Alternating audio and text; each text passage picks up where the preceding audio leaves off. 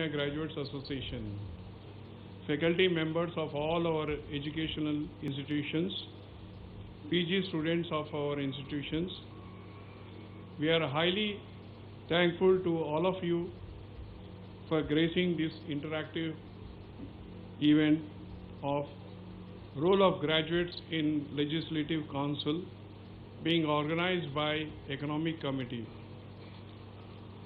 Our Economic Committee is a parent organization of Exhibition Society which has been formed in 1938, about 8 decades ago, by the graduates of Usmania University to work in social, economic and education fields.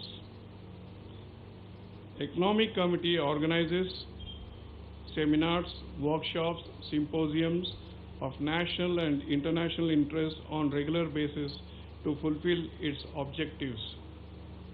Our family of two sister organizations, Usmania Graduates Association and Economic Committee, comprises of 2,500 graduate members, sir, with an extended graduate family of 10,000 strong graduates.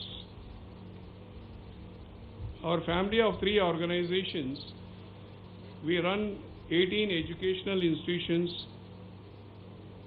in and around Telangana, comprising of about over 500 faculty members of graduates who are also postgraduates and doctorates. We take pride in saying that we educate and produce over 5,000 graduates every year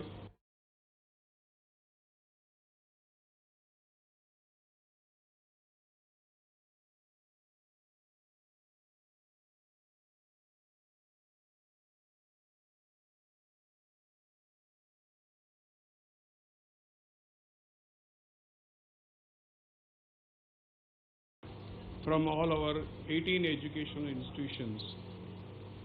Out of our 18 educational institutions, 6 institutions are exclusively meant for women. We are also proud to state that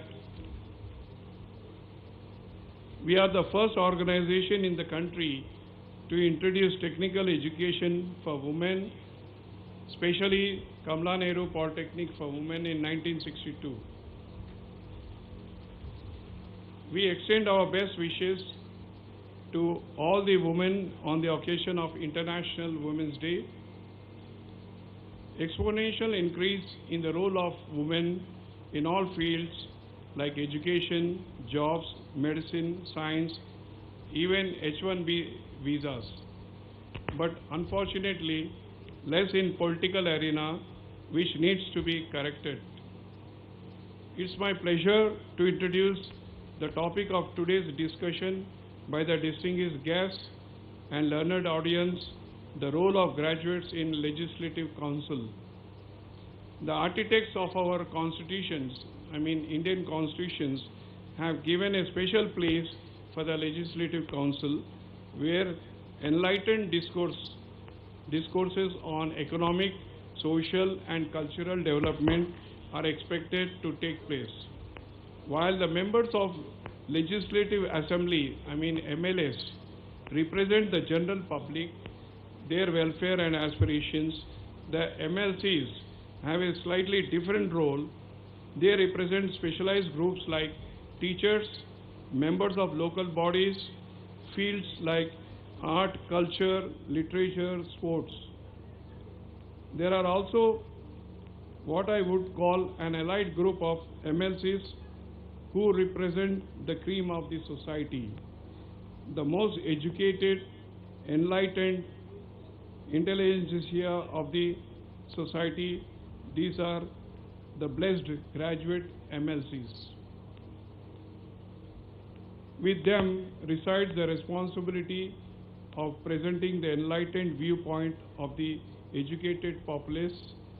It is no secret that the level of discussions in the legislation of the country are not meeting the expectations of the educated and is going from bad to worse.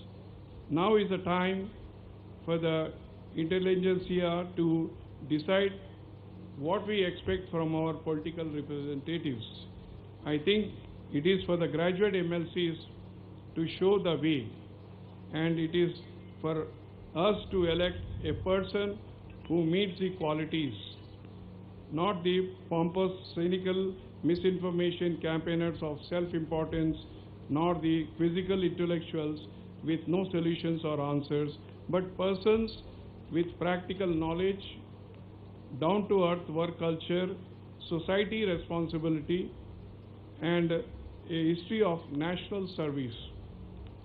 Now, I leave the topic of the day for discussion by this distinguished gathering with a suggestion that on this day of women's empowerment, may we take oath that we shall